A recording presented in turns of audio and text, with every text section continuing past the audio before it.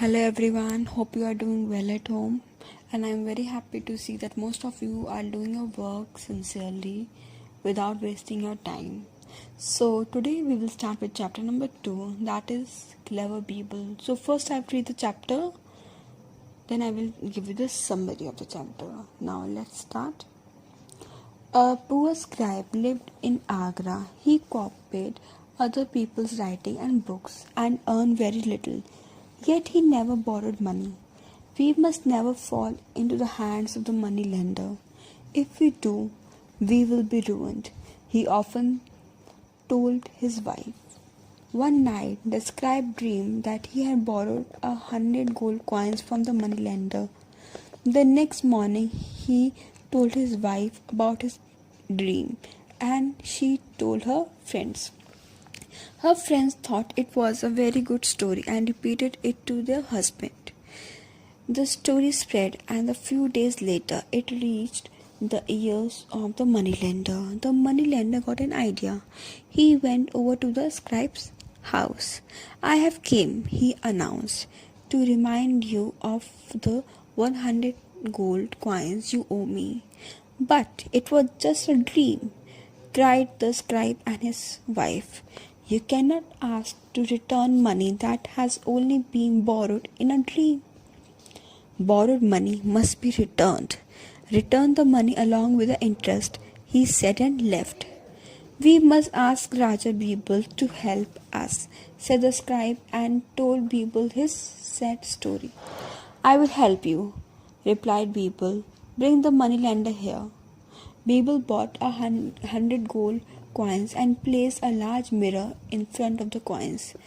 The moneylender and the scribe reached Birbal's house in no time. "Did the scribe borrow 100 gold coins from you in his dream?" Birbal asked the moneylender. "This is so," replied the moneylender. "Well," said Birbal, "you may take all the coins in the mirror. The real coins belong to me, but all those in the reflection are yours in return for the dream loan." The moneylender knew he had been outsmarted by Birbal. He turned and left without a word. He never tried to cheat anyone else again. Now, this was the chapter.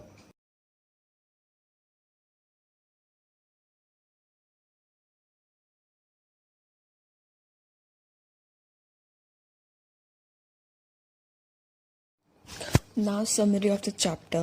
In this story, there are four main characters, that is, a poor scribe, his wife, moneylender, and the Birbal.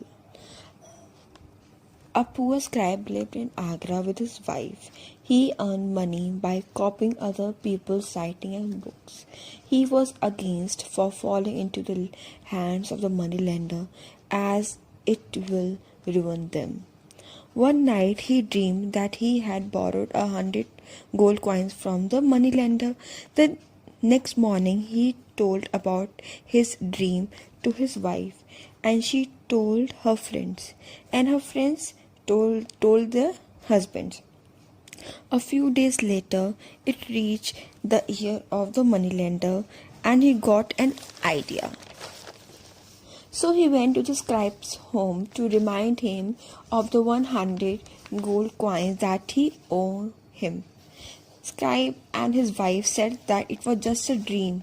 Money was only borrowed in dream, but moneylender said that borrowed money must be returned along with the interest. Then scribe went to the Birbal and told his sad story.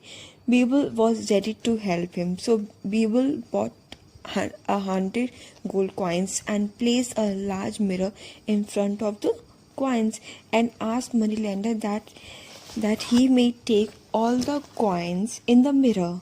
The real coins belong to the king, but all those in the reflection are of moneylender in return of the dream loan. Now, moneylender understood that he had been oversmarted by the Birbal, so he never tried to cheat anyone now.